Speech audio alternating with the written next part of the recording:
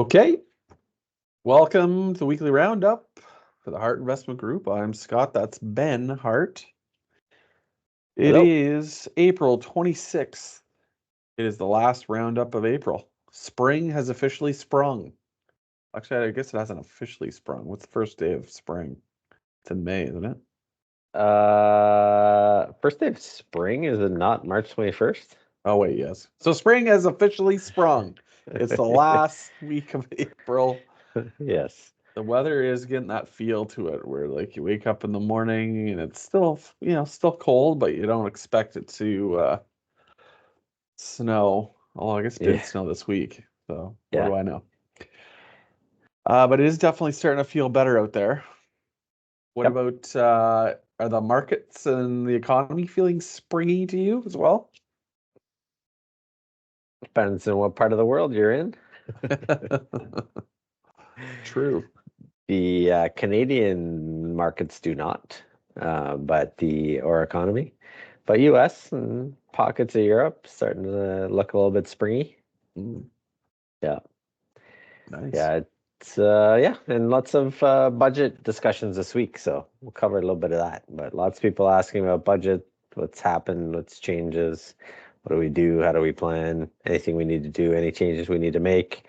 That came in and lots of earnings. So when we talked last week, I said there'd be earnings this week. So Tesla, Microsoft, Google, big majority of the big tech names had earnings this week. So lots to cover from that front.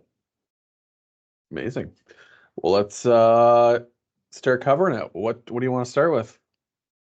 Maybe we can start with that. Just earnings. I think Tesla had earnings on Tuesday night. Their stock was down probably kind of 40% leading up to earnings, and then they missed results, but they seem to indicate that there's better things ahead. Also, Musk announced that they're looking to build a lower priced EV. So market like that, and the stock's probably up 12-14% from after their announcement. So certainly a positive direction with that one.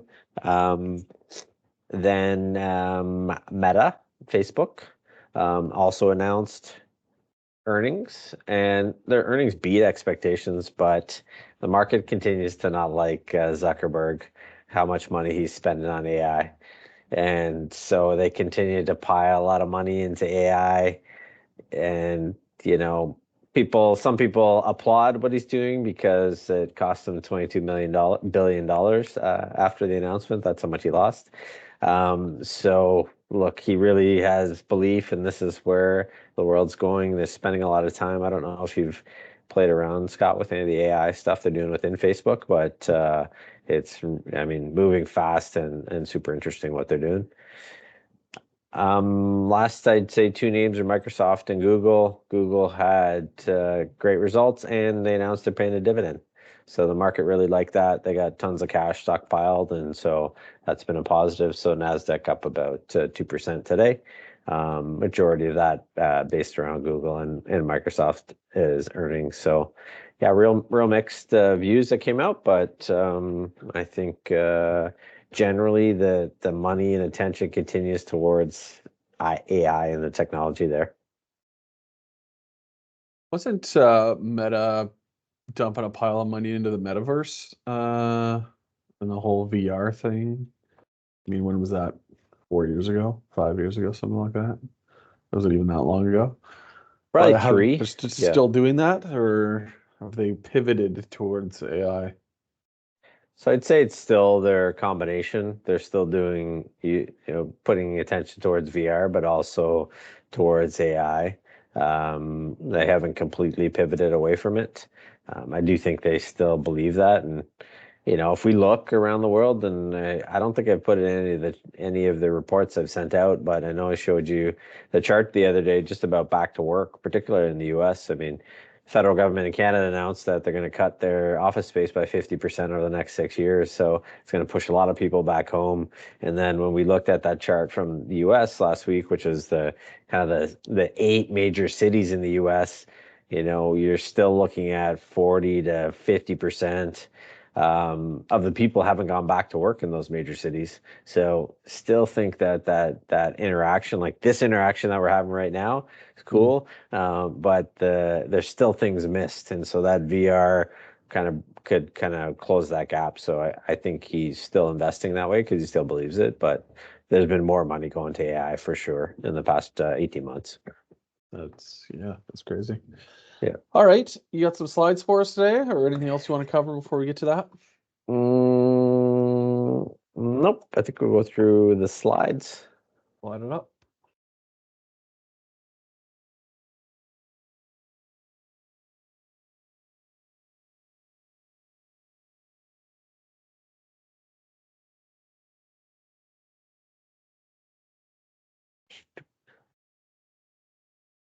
So let me know when you can see them there. Yeah, all good? Looks good. Looks good. Okay. So RBC put out a great piece today on housing in Canada.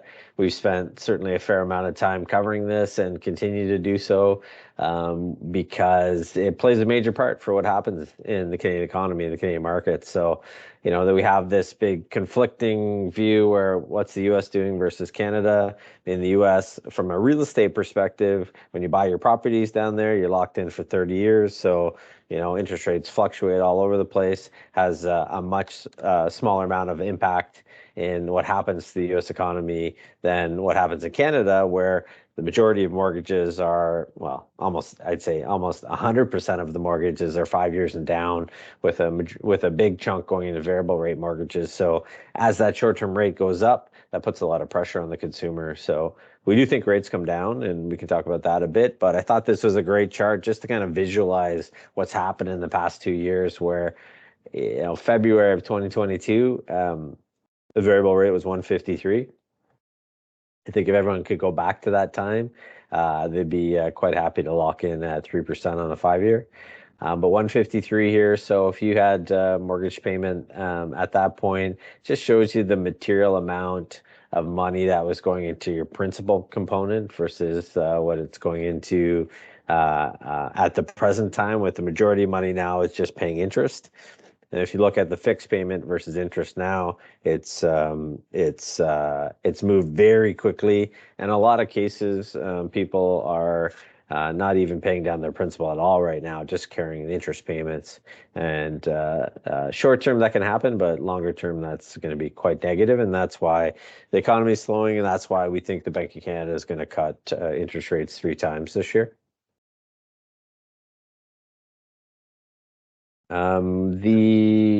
What I thought was nice about this chart is, we look at it more from a perspective of what's the longer term trend, and most people look at real estate that way. But this piece I thought was quite great to just kind of show us and give you kind of a gauge at, how things in the real estate markets move over the last 20 years, just to give you a sense of the scale of ups and downs. And in a lot of cases, you can draw parallels here where, I think the majority of people listening or, involved in this will remember 2008, where, the US had a housing crisis. Canada had a small, moderate one where we had a bit of a slowdown and a recession. So this period here from April to April, over that 12-month period, 2008 to 2009, housing prices moved down. And then we started to see a pickup as interest rates fell here, a big jump. And then we had this period where rates stabilized. And then into 2015, some of you might not remember that, but we had a market crisis end of 2015, and markets sold off quite dramatically, and both Bank of Canada and Federal Reserve cut rates dramatically into that. So that was Bernanke and Carney cut rates into that. And so you see housing reaccelerate on the other side of rate cuts. And of course, everyone remembers COVID, where rates zipped down to zero, essentially in a period overnight. So we saw a huge takeoff in housing. And now we've entered a period where rates have been elevated for almost 2 years. And so housing, of course, has an impact on it. So, if the view is you think that rates come down, which is what our view is, then there's a likelihood that we see kind of a leveling off and maybe a reacceleration to prices at that point. So just a quick update on the capital gains. We've been talking to a lot of people about it. This is just a personal example. If there are any questions that people have on the corporate side, just took a simple example of a house. So you bought a house for 1.5 million, you sold it for 2 million. It results in a $500,000 gain. 50% of that is included, so that's inclusion rate. That's what is getting all the press right now. So effectively, 250,000 of that would be taxable. Top marginal tax rate for capital gains is 26.76%. So effectively, you'd have a tax bill of about $67,000. So in the new regime, which is going to post June 25th of this year, that first 250,000 has the 50% inclusion rate. So you do the math on that. And then the amount over and above that, you have to include 66.7% of that. So it increases your actual tax payable now versus the other side of June by about $11,000. So just context for people to understand, there's a lot of news and buzz around it. What are the impacts of this? And so we're getting a lot of questions. So I thought we'd include that just to give you an example of what that looks like.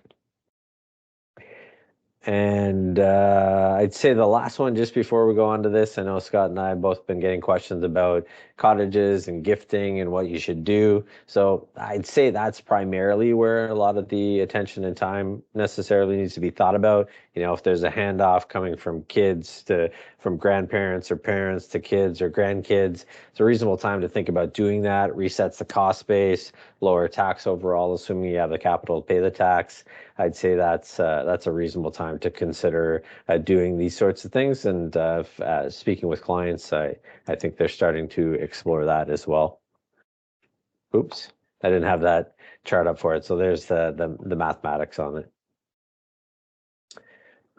So I'd say last one here, just to touch on every once in a while, we like to put in some info just on what we're seeing in the blockchain and crypto space. So this is interesting company called propertykeys.com. So effectively what they've been doing is, as Scott knows, he pulled this out, interesting company. They're putting the real estate on the blockchain.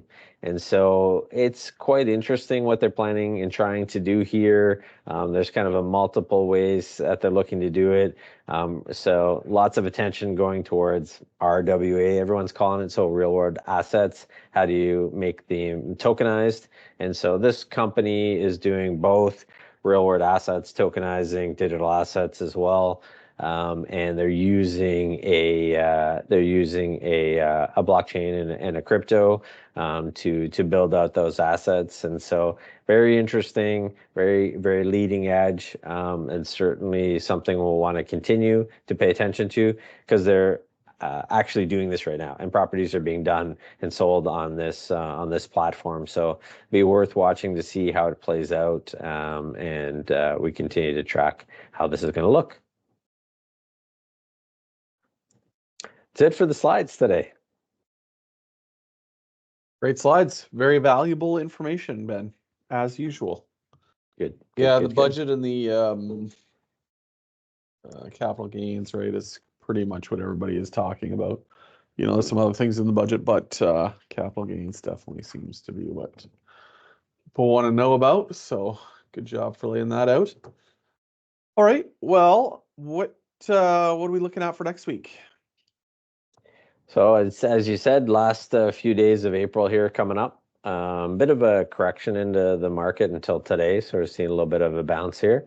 So we'll see what happens. It's been a little bit more difficult April for stocks and bonds than we had for the first 3 months of the year. So as a result of that, I'd expect some buying into the end of the month, because some of the stocks some of the good quality stocks that are down, you'd expect some people looking to come in and buy. So I'd be reviewing that. And then on Wednesday next week is the U.S. Central Bank meeting. Right now, probabilities are 90% that they're not going to do anything with rates, and I think that's pretty much the case. Otherwise, we'd be watching to see what they have to say. If there's anything different, do they change their tone? We'd be watching that. Bank of Japan today had their discussion about rate announcements. They haven't done anything. However, they indicated they're going to raise rates further. So that will be super important to watch with what happens to the yen. So that'd be it for next week. Awesome. Okay, any parting comments? Last thing still is tax. Only a few more days of that. If there's anything that you need from us last few days, certainly let us know. Obviously, on Tuesday is the last day to file your taxes. So anything you need from us, let us know. But we've sent out a ton of documents to clients and accountants. So if you need anything, let us know. Awesome. All right, everybody, that's it for us, and we'll see you next week. That's good. Take care.